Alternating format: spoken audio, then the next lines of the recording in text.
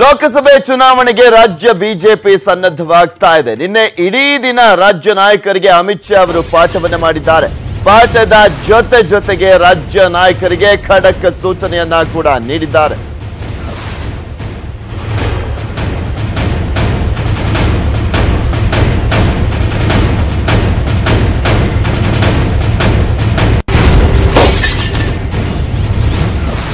ಲೋಕಸಭೆ ಚುನಾವಣೆಗೆ ರಾಜ್ಯ ಬಿಜೆಪಿ ಸನ್ನದ್ಧವಾಗ್ತಾ ಇದೆ. ಸೊ ಈ ಹಿನ್ನೆಲೆಯಲ್ಲಿ ನಿನ್ನೆ ಇಡೀ ದಿನ ರಾಜ್ಯ ನಾಯಕರಿಗೆ ಬಿಜೆಪಿಯ ರಾಷ್ಟ್ರೀಯ ಅಧ್ಯಕ್ಷ ಅಮಿತ್ ಶಾ ಅವರು ಪಾಠವನ್ನ ಮಾಡಿರುವಂತದ್ದು. ಪಾಠದ ಜೊತೆಗೆ ರಾಜ್ಯದ ನಾಯಕರಿಗೆ ಖಡಕ್ ಸೂಚನೆಯನ್ನ ಕೂಡ ನೀಡಿದ್ದಾರೆ.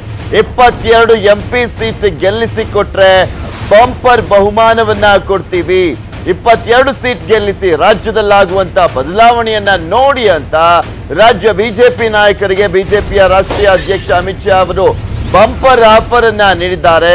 22 ಸೀಟ್ ಗೆಲ್ಲಿಸಿದ್ರೆ ಆಗಸ್ಟ್ ನಲ್ಲೇ ರಾಜಕೀಯ ಬದಲಾವಣೆ ಆಗುತ್ತೆ. ರಾಜ್ಯ ಬಿಜೆಪಿ ನಾಯಕರ ಸಭೆಯಲ್ಲಿ ಅಮಿತ್ ಶಾ ಅವರು ಈ ಒಂದು ಹೇಳಿಕೆಯನ್ನ ನೀಡಿದ್ದಾರೆ. ಶಾ ಹೇಳಿಕೆಯಿಂದ ಬಿಜೆಪಿ ನಾಯಕರಲ್ಲಿ ಸಾಕಷ್ಟು ಕುತೂಹಲವನ್ನ ಕೆರಳಿಸಿದೆ. ಇಲ್ಲಿ ಪ್ರಮುಖವಾಗಿ ಲೋಕಸಭೆ ಚುನಾವಣೆ ವಿಚಾರದಲ್ಲಿ ಸುಮ್ಮನೆ ಕೂರಬೇಡಿ, ಆಗಸ್ಟ್ ನಲ್ಲೇ ಹೊಸ ಬದಲಾವಣೆ ಆಗಲಿದೆ ನೋಡಿ, ಆ ಒಂದು ಸಂದರ್ಭದಲ್ಲಿ ನಿಮಗೆ ಬಂಪರ್ ಬಹುಮಾನ ಸಿಗುತ್ತೆ, ಸುಮ್ಮನೆ ಕೂತವರಿಗೆ ಸುಮ್ಮನೆ ಕೂರಿಸೋದಾಗಿ ಕೂಡ ಎಚ್ಚರಿಕೆಯನ್ನ ನೀಡಿದ್ದಾರೆ. ಪಕ್ಷದೊಳಗಿನ ಭಿನ್ನಮತ ಕಡಿವಾಣಕ್ಕೆ ಶಾ ವಾರ್ನಿಂಗ್ ಅನ್ನ ಕೂಡ ನೀಡಿರುವಂತದ್ದು. ಪರೋಕ್ಷವಾಗಿ BL ಸಂತೋಷ್ಗೆ ಅಮಿತ್ ಶಾ ಅವರು ವಾರ್ನಿಂಗ್ ಅನ್ನ ನೀಡಿದ್ದಾರೆ.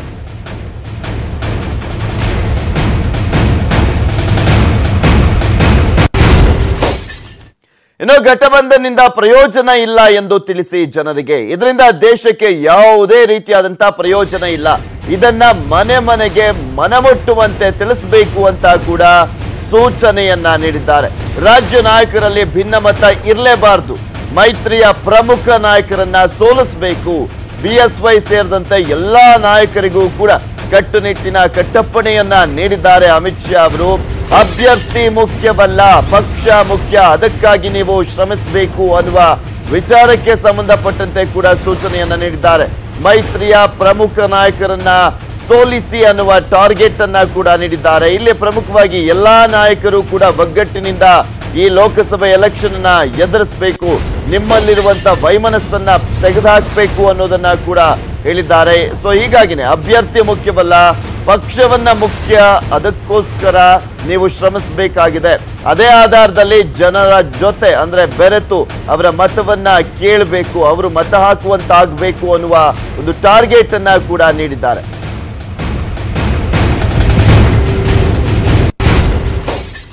ಇನ್ನು ಬಿಜೆಪಿಯ ರಾಷ್ಟ್ರೀಯ ಅಧ್ಯಕ್ಷ ಅಮಿತ್ ಶಾ ಅವರ ಪಾಠದಂತೆ ಇಂದಿನಿಂದ ಬಿಜೆಪಿ ಚುನಾವಣಾ ಪ್ರಚಾರವನ್ನ ಶುರು ಮಾಡ್ತಾ ಇದೆ.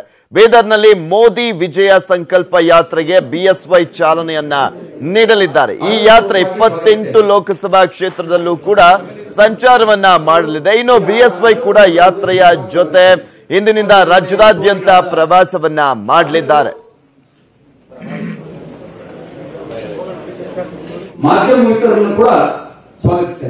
ಇದೆಲ್ಲದರ ಬಗ್ಗೆ ಸಂಪೂರ್ಣವಾದಂತ ಮಾಹಿತಿಯನ್ನ ನೀಡ್ತಾರೆ ನಮ್ಮ ಪ್ರತಿನಿಧಿ ರಮೇಶ್ ಹಿರೇಜಂಬೂರು ದೂರವಾಣಿ ಸಂಪರ್ಕದಲ್ಲಿದ್ದಾರೆ. ಎಸ್ ಸರ್ ರಮೇಶ್, ನಿನ್ನೆ ಅಮಿತ್ ಶಾ ಅವರು ಎಲ್ಲಾ ನಾಯಕರ ಜೊತೆಗೆ ಚರ್ಚೆಯನ್ನ ಮಾಡಿರುವಂತದ್ದು, ಲೋಕಸಭೆಗೆ ರೆಡಿ ಆಗೋದಕ್ಕೆ ಯಾವ ರೀತಿಯಾಗಿ ಹಣಿ ಮಾಡ್ತಾ ಇದ್ದಾರೆ ರಾಜ್ಯ ನಾಯಕರಿಗೆ ಅಂತ? ಪೃಥ್ವಿರಾಜ್, ಇವತ್ತು ಏನು ಅಮಿತ್ ಶಾ ಅವರ ನೇತೃತ್ವದಲ್ಲಿ ಶಾಸಕರು, ಸಂಸದರು ಮತ್ತೆ ಏನು ಪ್ರಭಾರಿಗಳ ಸಭೆ ನಡೆದಿದೆ, ಜೊತೆಗೆ ವಿಧಾನ ಪರಿಷತ್ ಸದಸ್ಯರ ಸಭೆ ಕೂಡ ನಡೆದಿರುವಂತದ್ದು. ಸೊ ಎಲ್ಲ ಸಭೆಗಳಲ್ಲಿ ಅಮಿತ್ ಶಾ ಎಲ್ಲ ನಾಯಕರಿಗೆ ಹೇಳಿರುವಂತದ್ದು ಒಂದೇ ಮಾತು, ಯಾವುದೇ ಕಾರಣಕ್ಕೂ ಈ ಲೋಕಸಭಾ ಚುನಾವಣೆಯಲ್ಲಿ ಯಾವ ಭಿನ್ನಾಭಿಪ್ರಾಯಗಳು ಇರಕೂಡದು, ಎಲ್ಲರೂ ಕೂಡ ಒಟ್ಟಾಗಿ ಒಮ್ಮತದಿಂದ ಚುನಾವಣೆಯನ್ನ ಎದುರಿಸಬೇಕು. ಇದು ಕೇವಲ ಒಬ್ಬ ವ್ಯಕ್ತಿಯ ಅಥವಾ ವ್ಯಕ್ತಿಗತವಾಗಿ ನಡೆಯುವಂತ ಚುನಾವಣೆ ಅಲ್ಲ, ಇಡೀ ದೇಶದ ಹಿತದೃಷ್ಟಿಯಿಂದ ನಡೆಸಬೇಕಾದಂತ ಚುನಾವಣೆ. ಸೊ ಆ ಹಿನ್ನೆಲೆಯಲ್ಲಿ ದೇಶದ ಹಿತ ಮತ್ತು ಪ್ರಧಾನಿ ನರೇಂದ್ರ ಮೋದಿ ಅವರನ್ನ ಮತ್ತೊಮ್ಮೆ ಪ್ರಧಾನಿಯನ್ನಾಗಿ ಮಾಡ್ಲಿಕ್ಕೆ ಈಗ ಸಿಕ್ಕುವಂತಕ್ಕಂಥ ಅವಕಾಶ. ಸೊ ಆ ಹಿನ್ನೆಲೆಯಲ್ಲಿ ಪ್ರತಿಯೊಬ್ಬರು ಕೂಡ ಒಟ್ಟುಗೂಡಿ ಹೋರಾಟ ಮಾಡಬೇಕು. ಸೊ ಪ್ರತಿ ಮನೆಯಲ್ಲೂ ಕೂಡ ನರೇಂದ್ರ ಮೋದಿ ಅವರ ಏನ್ ಹೆಸರಾಗ್ಲಿ ಅಥವಾ ಕೇಂದ್ರ ಸರ್ಕಾರದ ಯೋಜನೆಗಳು ತಲುಪುವಂತಾಗಬೇಕು. ಏನು ಪರಿವಾರ ಬಿಜೆಪಿ ಪರಿವಾರ ಅಂತ ಘೋಷಣೆ ಒಂದು ಕಡೆಗೆ, ಜೊತೆಗೆ ಮತ್ತೊಮ್ಮೆ ನರೇಂದ್ರ ಮೋದಿ ಅನ್ನುವಂತಹ ಘೋಷಣೆ ಒಂದೊಂದು ಕಡೆಗೆ. ಸೊ ಎರಡೂ ಘೋಷಣೆಗಳು ಕೂಡ ಪ್ರತಿ ಮನೆಯಲ್ಲೂ ಕೂಡ ಅನುರಣಿಸುವಂತೆ ಮಾಡಬೇಕು. ಒಂದು ವೇಳೆ ಯಾರು ಈ ಚುನಾವಣೆಯಲ್ಲಿ ಸೈಲೆಂಟ್ ಆಗಿ ಕೂರ್ತಾರೆ, ನನ್ಗೂ ಈ ಚುನಾವಣೆಗೂ ಸಂಬಂಧ ಇಲ್ಲ ಅಂತ ಹೇಳಿ ಯಾರು ಶಾಸಕರು ಕೂತ್ರೆ ಅವರಿಗೆ ನಾವು ಮುಂದಿನ ಆಗಸ್ಟ್ ನಂತರ ಅವರಿಗೆ ನಾವು ಸುಮ್ಮನೆ ಕೂರಿಸ್ತೀವಿ ಅಂತ ಖಡಕ್ ವಾರ್ನಿಂಗ್ ಅನ್ನು ಕೂಡ ಮಾಡಿದ್ದಾರೆ. ಸೊ ಆ ಜೊತೆನಲ್ಲೇ ಮಹಾಗಠಬಂಧನದಿಂದ ಯಾವ ರೀತಿ ಎಳ್ಳಷ್ಟು ಕೂಡ ಪ್ರಯೋಜನ ಆಗೋದಿಲ್ಲ. ಸೊ ಆ ಕಾರಣಕ್ಕಾಗಿ ನರೇಂದ್ರ ಮೋದಿ ಅವರ ನಾಯಕತ್ವ ಮತ್ತೆ ರಾಹುಲ್ ನಾಯಕತ್ವದ ಗುಣಗಳನ್ನ ಪ್ರತಿಯೊಬ್ಬರಿಗೂ ಕೂಡ ಮನವರಿಕೆ ಆಗುವ ರೀತಿಯಲ್ಲಿ ಮುಟ್ಟಿಸಬೇಕು. ಈ ಮಹಾಗಠಬಂಧನದಿಂದ ಯಾವುದೇ ರೀತಿಯ ಪ್ರಯೋಜನಗಳಾಗೋದಿಲ್ಲ. ಸೊ ಆ ಹಿನ್ನೆಲೆಯಲ್ಲಿ ಎಲ್ಲರೂ ಕೂಡ ಒಟ್ಟಾಗಿ ಈ ಚುನಾವಣೆಯನ್ನು ಎದುರಿಸಬೇಕು. ಹಾಗಾಗಿ ಪ್ರತಿಯೊಬ್ಬರು ಕೂಡ ಕೆಲಸವನ್ನ ಮಾಡಬೇಕು. ಜೊತೆಗೆ ಕಾಶ್ಮೀರದ ಉಗ್ರವಾದಿಗಳ ದಾಳಿ ಏನಾಗಿದೆ, ಸೊ ಆ ವಿಚಾರವನ್ನು ಕೂಡ ಮತದಾರರಿಗೆ ಮನಮುಟ್ಟುವ ರೀತಿಯಲ್ಲಿ ತಿಳಿಸಬೇಕು. ಜೊತೆಗೆ ಈ ಆಪರೇಷನ್ ಕಮಲದ ಉತ್ಸಾಹ ಸದ್ಯಕ್ಕೆ ಹೋಗಬೇಡಿ, ಅದಕ್ಕೆ ಮುಂದಿನ ದಿನಗಳಲ್ಲಿ ಆಗಸ್ಟ್ ನಂತರ ರಾಜ್ಯ ನಾಯಕರಿಗೆ ಒಂದು ಬದಲಾವಣೆಯನ್ನು ನಾವು ನೀಡ್ತೀವಿ ಅನ್ನುವಂತ ಭರವಸೆಯನ್ನು ಕೂಡ ಅಮಿತ್ ಶಾ ಅವರು ನೀಡಿದ್ದಾರೆ. ಥ್ಯಾಂಕ್ ಯು ರಮೇಶ್ ನಿಮ್ಮೆಲ್ಲ ಡೀಟೇಲ್ಸ್ಗಾಗಿ. ಇನ್ನು ಬಿಜೆಪಿ ಸರಣಿ ಸಭೆಗೆ ಕಾಂಗ್ರೆಸ್ ಕೌಂಟರ್ ಮೀಟಿಂಗ್ ಅನ್ನ ಮಾಡಿದೆ. ಮಿಡ್ ನೈಟ್ ಸಭೆ ನಡೆಸಿದೆ. ಕಾಂಗ್ರೆಸ್ ನಾಯಕರೆಲ್ಲರೂ ಕೂಡ ಸೇರ್ಕೊಂಡಿದ್ರು ಈ ಒಂದು ಸಭೆಯಲ್ಲಿ. ವೇಣುಗೋಪಾಲ್ ನೇತೃತ್ವದಲ್ಲಿ ನಡೆದಿದೆ ಈ ಒಂದು ಸಭೆ.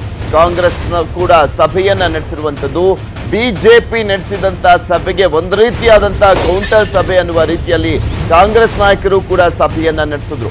ಕೆಕೆ ಗೆಸ್ಟ್ ಹೌಸ್ ನಲ್ಲಿ ಮಹತ್ವದ ಸಭೆಯನ್ನ ನಡೆಸಿದ್ರು ನಾಯಕರೆಲ್ಲರೂ ಕೂಡ. ಮಾಜಿ ಸಿಎಂ ಆಗಿರುವಂತಹ ಸಿದ್ದರಾಮಯ್ಯ, ಉಪಮುಖ್ಯಮಂತ್ರಿಗಳಾಗಿರುವಂತಹ ಡಾಕ್ಟರ್ ಜಿ ಪರಮೇಶ್ವರ್, ಹಾಗೆ ಡಿಕೆ ಶಿವಕುಮಾರ್, ಕೆಪಿಸಿಸಿ ಅಧ್ಯಕ್ಷ ದಿನೇಶ್ ಗುಂಡೂರಾವ್ ಸಭೆಯಲ್ಲಿ ಭಾಗಿಯಾಗಿದ್ರು. ಎಲ್ಲರೂ ಕೂಡ ಸಭೆಯಲ್ಲಿ ಭಾಗಿಯಾಗಿ ಚರ್ಚೆಯನ್ನ ಮಾಡಿದ್ರು. ಮಹತ್ವದ ಮಾತುಕತೆಯನ್ನ ನಡೆಸಲಾಯಿತು. ಲೋಕಸಭೆ ಸೀಟು ಹಂಚಿಕೆ ಬಗ್ಗೆ ಸಭೆಯಲ್ಲಿ ಚರ್ಚೆಯನ್ನ ಮಾಡಲಾಗಿದೆ.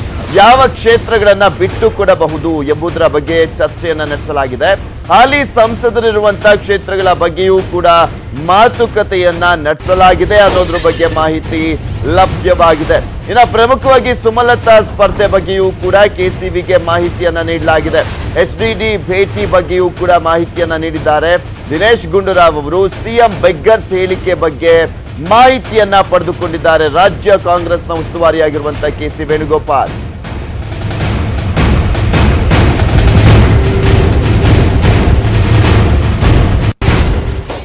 ಇನ್ನು ಲೋಕಸಭೆ ಚುನಾವಣೆಗೆ ಕಾಂಗ್ರೆಸ್ ತಯಾರಿಯನ್ನ ಮಾಡ್ತಾ ಇದೆ. ಸರಣಿ ಸಭೆಯನ್ನ ನಡೆಸಲಿದ್ದಾರೆ ವೇಣುಗೋಪಾಲ್ ಅವರು. ಕೆಪಿಸಿಸಿ ಕಾರ್ಯದರ್ಶಿಗಳು, ಸಂಯೋಜಕರ ಜೊತೆ ಇವತ್ತು ಸಭೆಯನ್ನ ನಡೆಸಲಿದ್ದಾರೆ ರಾಜ್ಯ ಕಾಂಗ್ರೆಸ್ನ ಉಸ್ತುವಾರಿ.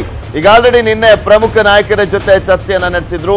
ಇವತ್ತು ಕಾರ್ಯದರ್ಶಿಗಳು ಹಾಗೆ ಸಂಯೋಜಕರ ಜೊತೆ ಚರ್ಚೆಯನ್ನ ನಡೆಸಲಿದ್ದಾರೆ ರಾಜ್ಯ ಕಾಂಗ್ರೆಸ್ನ ಉಸ್ತುವಾರಿಯಾಗಿರುವಂತಹ KC ವೇಣುಗೋಪಾಲ್. ಕಾಂಗ್ರೆಸ್ನ ಜಿಲ್ಲಾಧ್ಯಕ್ಷರುಗಳ ಜೊತೆ ಸಭೆಯನ್ನ ನಡೆಸಲಿದ್ದು ಪಕ್ಷ ಸಂಘಟನೆ, ಅಭ್ಯರ್ಥಿ ಆಯ್ಕೆ ಬಗ್ಗೆ ಚರ್ಚೆಯನ್ನ ಮಾಡಲಿದ್ದಾರೆ. ವೇಣುಗೋಪಾಲ್ ನೇತೃತ್ವದಲ್ಲಿ ಈ ಒಂದು ಸಭೆ ನಡೆಯಲಿದೆ. ಸೊ ಹೀಗಾಗಿ ಎಲ್ಲಾ ಜಿಲ್ಲೆಗಳ ಜಿಲ್ಲಾಧ್ಯಕ್ಷರು ಕೂಡ ಈ ಒಂದು ಸಭೆಯಲ್ಲಿ ಭಾಗಿಯಾಗಲಿದ್ದಾರೆ. ಹಿರಿಯ ಮುಖಂಡರೊಂದಿಗೆ ಚರ್ಚೆಯನ್ನ ಕೂಡ ಮಾಡಲಿದ್ದಾರೆ KCV. ಸೀಟು ಹಂಚಿಕೆ ಬಗ್ಗೆ ಕೈ ಮುಖಂಡರೊಂದಿಗೆ ಚರ್ಚೆಯನ್ನ ಮಾಡಿದ ಬಳಿಕ JDS ಜೊತೆ ಸೀಟು ಹಂಚಿಕೆ ಬಗ್ಗೆ ಚರ್ಚೆಯನ್ನ ನಡೆಸುವಂತ ಸಾಧ್ಯತೆ ಕೂಡ ಇದೆ ಅಂತ ಹೇಳಲಾಗ್ತಾ ಇದೆ. ಸೊ ಹೀಗಾಗಿ ಬಿಜೆಪಿ ಒಂದ್ ಕಡೆ ಈ ಮೈತ್ರಿ ನಾಯಕರನ್ನ ಯಾವ ರೀತಿಯಾಗಿ ಕಟ್ಟಿ ಹಾಕಬೇಕು ಅನ್ನುವ ನಿಟ್ಟಿನಲ್ಲಿ ಒಂದ್ ಕಡೆ ಚರ್ಚೆಯನ್ನ ಮಾಡ್ತಾ ಇದ್ರೆ, ಮತ್ತು ಒಂದ್ ಕಡೆ ಕಾಂಗ್ರೆಸ್ ಕೂಡ ರಣತಂತ್ರವನ್ನ ಹೆಣಿತಾ ಇದೆ. ಇದೆಲ್ಲದರ ಬಗ್ಗೆ ಸಂಪೂರ್ಣವಾದಂತ ಮಾಹಿತಿಯನ್ನ ನೀಡ್ತಾರೆ ನಮ್ಮ ಪ್ರತಿನಿಧಿ ಶ್ರೀನಿವಾಸ್ ಹಳಕಟ್ಟಿ ದೂರವಾಣಿ ಸಂಪರ್ಕದಲ್ಲಿದ್ದಾರೆ. ಎಸ್ ಹಳಕಟ್ಟಿ, ಇಲ್ಲಿ ಪ್ರಮುಖವಾಗಿ ಬಿಜೆಪಿ ಒಂದ್ ಕಡೆ ಸರಣಿ ಸಭೆಯನ್ನ ನಡೆಸಿದ್ರೆ, ನಿನ್ನೆ ಕಾಂಗ್ರೆಸ್ ಕೂಡ ಕೌಂಟರ್ ರೀತಿಯಲ್ಲಿ ಸಭೆಯನ್ನ ನಡೆಸಿದೆ. ಇವತ್ತು ಕೂಡ ಸಾಕಷ್ಟು ಮೀಟಿಂಗ್ ಗಳಿರುವಂತದ್ದು. ಯಾವ ರೀತಿಯಾಗಿ ಹಣಿ ಆಗ್ತಾ ಇದೆ ಕಾಂಗ್ರೆಸ್ ಕೂಡ? ಪೃಥ್ವಿರಾಜ್, ಲೋಕಸಭೆ ಚುನಾವಣೆ ಹತ್ತಿರ ಬರ್ತಾ ಇದ್ದಂಗೆ ಒಂದು ಗರಿಗೆದರದ ಒಂದು ವಾತಾವರಣ, ಚಟುವಟಿಕೆಗಳು ಕಾಂಗ್ರೆಸ್ ನಡೀತಾ ಇದೆ ಅಂತ ಹೇಳ್ಬೋದು. ಅದರಲ್ಲೂ ಕೂಡ ದೋಸ್ತಿಯಲ್ಲಿ ಸೀಟು ಹಂಚಿಕೆ ವಿಚಾರ ಸಂಬಂಧಪಟ್ಟಂಗೆ ಸಾಕಷ್ಟು ಗೊಂದಲಗಳೇನಿದೆ. ಈ ಗೊಂದಲಗಳನ್ನ ಸಂಪೂರ್ಣವಾಗಿ ಬಗೆಹರಿಸಿಕೊಳ್ಳೇಬೇಕು ಮತ್ತು ಸೀಟು ಹಂಚಿಕೆಯನ್ನ ಮಾಡಬೇಕು ಮತ್ತು ಆದಷ್ಟು ಹೆಚ್ಚಿಗೆ ಸ್ಥಾನಗಳನ್ನು ಗೆಲ್ಲಲೇಬೇಕು ಅಂತಕ್ಕಂಥ ಒಂದು ನಿರ್ಧಾರಕ್ಕೆ ಕಾಂಗ್ರೆಸ್ ಬಂದಿದೆ. ಆ ಒಂದು ನಿಟ್ಟಿನಲ್ಲಿ ರಾಜ್ಯ ಕಾಂಗ್ರೆಸ್ ಉಸ್ತುವಾರಿ KC ವೇಣುಗೋಪಾಲ್ ಅವರು ಬೆಂಗಳೂರಿಗೆ ಆಗಮಿಸಿದ್ದಾರೆ. ಬೆಂಗಳೂರಿಗೆ ಆಗಮಿಸಿರ್ತಕ್ಕಂಥ ಈ ಒಂದು ಸಂದರ್ಭದಲ್ಲಿ ಏನೋ ಒಂದು ಕುಮಾರಸ್ವಾಮಿ ಅವರು ನೀಡಿರ್ತಕ್ಕಂಥ ಬೆಗ್ಗರ್ಸ್ ಗೆ ಸಂಬಂಧಪಟ್ಟಿರ್ತಕ್ಕಂಥ ಹೇಳಿಕೆ ಆಗಿರ್ಬೋದು, ಸುಮಲತಾ ಅವರು ಮಂಡ್ಯದಲ್ಲಿ ಸ್ಪರ್ಧಿಸ್ತಾರೆ ಅಂತಕ್ಕಂಥ ಒಂದು ಹೇಳಿಕೆ ಆಗಿರ್ಬೋದು, ಮತ್ತು ವಿವಿಧ ಸೀಟು ಹಂಚಿಕೆ ಬಗ್ಗೆ ಏನು ಗೊಂದಲಗಳಿದೆ, ಆ ಗೊಂದಲಗಳಿಗೆ ಸಂಬಂಧಪಟ್ಟಂಗೆ ನಿನ್ನೆ ರಾತ್ರಿನೇ ಒಂದು ಮುಖಂಡರ ಜೊತೆ ಸಭೆಯನ್ನು ಕೂಡ ಮಾಡಿದ್ದಾರೆ. ಇವತ್ತು ಕೂಡ ಕೆಪಿಸಿಸಿ ಅಧ್ಯಕ್ಷ ದಿನೇಶ್ ಗುಂಡೂರಾವ್ ನೇತೃತ್ವದಲ್ಲಿ ಕಾಂಗ್ರೆಸ್ ಕಚೇರಿಯಲ್ಲಿ ಕೆಪಿಸಿಸಿ ಕಾರ್ಯದರ್ಶಿಗಳ ಮತ್ತು ಜಿಲ್ಲಾ ಅಧ್ಯಕ್ಷರ ಮತ್ತು ಸಂಯೋಜಕರ ಸಭೆ ಕೂಡ ಮಾಡಲಾಗಿದೆ. ಅಂದ್ರೆ ಪ್ರಮುಖವಾಗಿ ಇಲ್ಲಿ ಅಭ್ಯರ್ಥಿಗಳ ಆಯ್ಕೆಯನ್ನು ಮಾಡೋದು, ಅಂದ್ರೆ ಗೆಲ್ತಕ್ಕಂಥ ಅಭ್ಯರ್ಥಿಯೇ ಆಯ್ಕೆ ಮಾಡಬೇಕು ಅಂತಕ್ಕಂಥ ತೀರ್ಮಾನಕ್ಕೆ ಕಾಂಗ್ರೆಸ್ ಬಂದಿದೆ. ಆ ಒಂದು ನಿಟ್ಟಿನಲ್ಲಿ ಭರವಸೆಯನ್ನು ಕೂಡ ನಡೆಸಿದೆ Prithviraj. Okay, thank you Srinivas Halakatti, ನೀವೆಲ್ಲ ಮಾಹಿತಿಗಾಗಿ. ಸಚಿವ ಡಿಕೆ ಶಿವಕುಮಾರ್ ಮನೆ ಮೇಲೆ ಐಟಿ ದಾಳಿ ಪ್ರಕರಣಕ್ಕೆ ಸಂಬಂಧಪಟ್ಟಂತೆ ಇಂದು ಹೈಕೋರ್ಟ್ನಲ್ಲಿ ಮಹತ್ವದ ವಿಚಾರಣೆ ನಡೆಯುತ್ತೆ. ಇಡಿ ಸಮನ್ಸ್ ರದ್ದು ಹಾಗೂ ಮೂಲ ಪ್ರಕರಣ ರದ್ದು ಕೋರಿ ಸಚಿವ ಡಿಕೆ ಶಿವಕುಮಾರ್ ಅವರು ರಿಟ್ ಅರ್ಜಿಯನ್ನ ಸಲ್ಲಿಸಿದ್ರು. ಇಂದು ವಿಚಾರಣೆಗೆ ಬರುತ್ತೆ ಆ ರಿಟ್ ಅರ್ಜಿ. ಡಿಕೆಶಿ ಪರವಾಗಿ ಅಂದ್ರೆ ಕಪಿಲ್ ಸಿಬಲ್ ಅವರು ವಾದವನ್ನ ಮಂಡಿಸುವಂತ ಸಾಧ್ಯತೆ ಇದೆ. ಇನ್ನು ಜನವರಿ 17ರಂದೇ ಜಾರಿ ನಿರ್ದೇಶನಾಲಯ ಡಿಕೆಶಿಗೆ ಸಮನ್ಸ್ ಅನ್ನು ನೀಡಿತ್ತು. ಆದರೆ ಫೆಬ್ರವರಿ 8ರಂದು ಬಜೆಟ್ ಅಧಿವೇಶನ ಇದ್ದ ಹಿನ್ನೆಲೆಯಲ್ಲಿ ಡಿಕೆ ಶಿವಕುಮಾರ್ ಹೈಕೋರ್ಟ್ ಮೊರೆ ಹೋಗಿದ್ರು. ಹೈಕೋರ್ಟ್ ಸಹ ಡಿಕೆಶಿಗೆ ಕಾಲಾವಕಾಶವನ್ನ ನೀಡಿ ವಿಚಾರಣೆಗೆ ಇಂದಿಗೆ ಮುಂದೂಡಿತ್ತು. ಸೊ ಹೀಗಾಗಿ ಆ ಒಂದು ರಿಟ್ ಅರ್ಜಿಯ ವಿಚಾರಣೆ ಇವತ್ತು ಆರಂಭವಾಗುತ್ತೆ. ಸೊ ಏನಾಗುತ್ತೆ ಅನ್ನೋದನ್ನ ಕಾದು ನೋಡಬೇಕು. ಡಿಕೆ ಶಿವಕುಮಾರ್ ಅವರು ಜಾರಿ ನಿರ್ದೇಶನಾಲಯದ ಮುಂದೆ ವಿಚಾರಣೆಗೆ ಹಾಜರಾಗುವ ವಿಚಾರಕ್ಕೆ ಸಂಬಂಧಪಟ್ಟಂತೆ ಹೈಕೋರ್ಟ್ನಲ್ಲಿ ರಿಟ್ ಅರ್ಜಿಯನ್ನ ಸಲ್ಲಿಸಿದ್ರು. ಫೆಬ್ರವರಿ 8ನೇ ತಾರೀಕಿಗೆ ಹಾಜರಾಗಬೇಕಾಗಿತ್ತು. ಆದ್ರೆ ಅಧಿವೇಶನ ಇದ್ದಂತ ಹಿನ್ನೆಲೆಯಲ್ಲಿ ಅಧಿವೇಶನ ಇದೆ, ಬರೋದಕ್ಕೆ ಆಗೋದಿಲ್ಲ ಅನ್ನೋದಕ್ಕೆ ಕಾರಣವನ್ನ ಕೂಡ ನೀಡಿತ್ತು.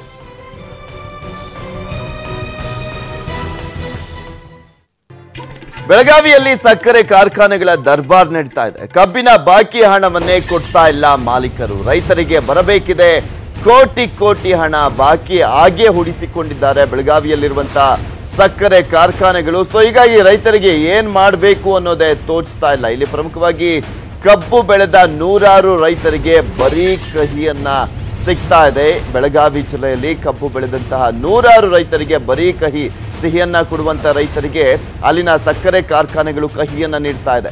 ಸಾಲ ಮಾಡಿ ಕಬ್ಬು ಬೆಳೆದ್ರೂ ಕೂಡ ಬಾಕಿಯನ್ನ ಕೊಡ್ತಾ ಇಲ್ಲ.